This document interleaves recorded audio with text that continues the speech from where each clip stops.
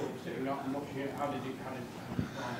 So the first game I watched from that, not because I got a ban, but I watched a lot of football games from the stands. I would say like the perspective is much better. It's still not my favorite place, but it was clear that that will not be our problem today. So it was not too cool that we only got the information yesterday.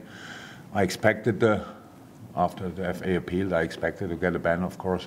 But when it's Friday afternoon and you have training still done, already done, and then somebody gets in and tells you, by the way, tomorrow. Oh. So we had to organize a little bit, but that was fine. Pep, Pete, and Vito are experienced coaches. They can do that. We were in contact. That didn't work all the time perfectly, but I think that's probably normal as well. And in the end, we got all the messages across. The perspective, how I said, is much better. You can see distance is better. You can have a much better overview. Yeah, how I said. It was not the first game I saw like this, but I know that the people from this stand, they really have a good perspective. Let me say it like this: I saw what we did well, and I saw what we didn't do that well, and still couldn't change it in the second half. Obviously, we tried with changes, bringing players on, but second half obviously was Alisson Becker's half. Let me say it like this. Ask you, I mean, about James Milner, just a milestone, 600. I heard now it's only the fourth player, right? Okay, come on, Chris. Who are the other three? Ryan Giggs. Yeah. Well, interesting. Stevie didn't have 600. Okay. Where do you stop? 500. So there are a lot of things come together. So you must be a really good player. That obviously what James is. You must be a top professional, because obviously our body is our body, and what we put in, we get pretty much. If it's too much, it's not right. If it's not enough, it's not right. If you do the right training, it's okay. If you do the wrong training, it's still training, but it's not okay. So I'm really proud to be around when he reached that milestone, to be honest. He's an exceptional player, an exceptional person. Essential for everything we reached in the last few years.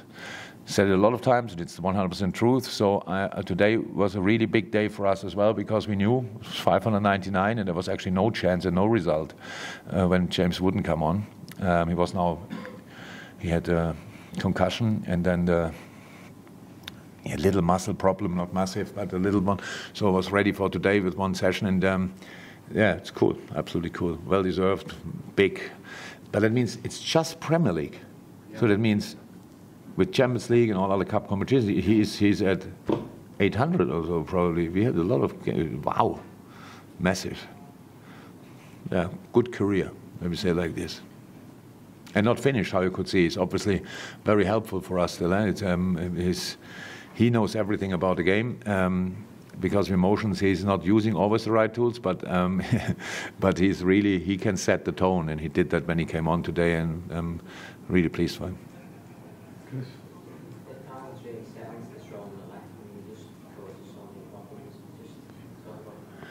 Yeah, first half. So look, the game was, but obviously, and I say now in all interviews, I can say it as well, the first half was really good, and the second half is not a half where we win the football Oscar for us. So it's like we made a lot of mistakes in the second half. First half was really good. So we did everything what Southampton didn't want us to do. Let me say it like this.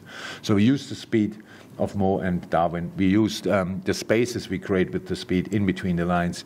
We used our football skills. We did the goals, how we set it up. So obviously first was a set piece, but then sensational pass from Harvey, but the movement from Darwin, really important. So we said, Darwin, in the system we play, Darwin has to defend the left wing. We cannot change that. But when he's offensive, then it's only for balls in behind the wing might be a position, but in all other situations he has to be more in the center, and that's where he was in that moment. And with the third goal as well, so great play. And that was the main problem, actually, that we didn't do that in the second half anymore. I think the first ball we played in behind in the second half, that's it. So, but we didn't offer the runs anymore, so it was an intense season. We know that until now, especially for the front three. They played now pretty much everything, and when they didn't play, they were slightly injured and these kind of things. So it's not perfect, but when we use this skill set, then we can create a lot of space for us for playing football. When they are always a threat for going behind them, don't have to play the ball there always, but that means you cannot really push up as an opponent. It's really tricky, and that gives us space in between the lines. So that was what we did in the first half, really good. On second half, we didn't do that anymore, and we became too passive in defending. You could see that. Last line didn't push up, and we played out. Last line didn't push up. We lost the ball up front, and it was too much green space until they faced our last line. So they had then their moments. And when you end up, when Southampton ends up 3 times in a 100% chance in our 6-yard box, something went really wrong. So we know that. If you want, the game was a little bit like this first part of the season is 14 games or much. So really, really good, and then not so good. And we know we have to improve that. We said it all the time. Big part of the problems we had in this season is physical. So not available, then playing too often. Others available, playing all the time, these kind of things. So it was really intense. We had now 14 games in the league. 6 in the Champions League is 20. 1 cup game, 21. That's it pretty much. That's a lot of football, especially when you are not on top of your physical things. And we came through it now. We know since 2 weeks roundabout that 22 points is the max we can achieve or reach, and that's what we did today. I'm really happy about that. That's the basis we have now.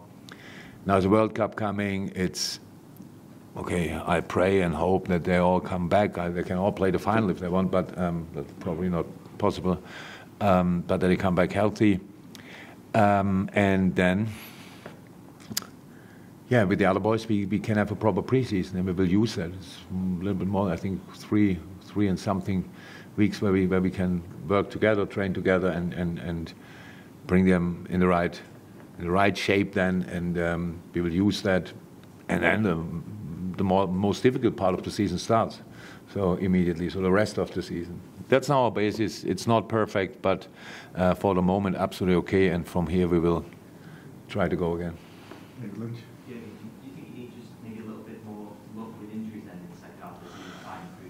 No, but yeah, that would be helpful. That would be absolutely helpful. I think we got pretty much all of them already. So who would have thought that 2 strikers are out long term? And how can you prepare for that? Actually, it's not really possible. Too many in the wrong moment caught us, and it was really not cool. And yeah.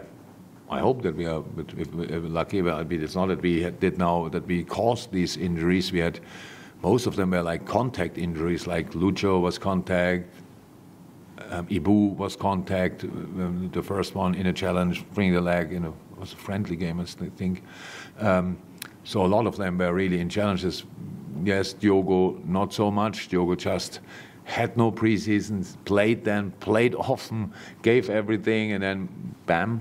Done. So this is the other problem, that when you came back, because Lucho was out, Darwin had his struggles, then all of a sudden you play all the time, and that's obviously not too cool. And yes, I hope, and I'm pretty sure we will be on the other side of it. Do you not think you need necessarily to sort of ask the squad in January, or do you think that those numbers will be okay just when you come back? We are always open to these kind of things, but we don't have to open that now. This discussion, it doesn't help now because it's always the same. We always talk about the same. It's always the same. If there's something possible for us, we will do it. If not, what do you mean with you need?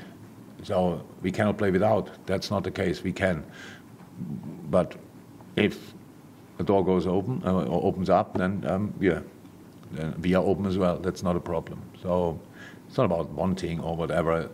Of course, we want to improve the team all the time. We just believe in the training ground as well, and that we can do it there, and we will see what happens. Thank you, everyone.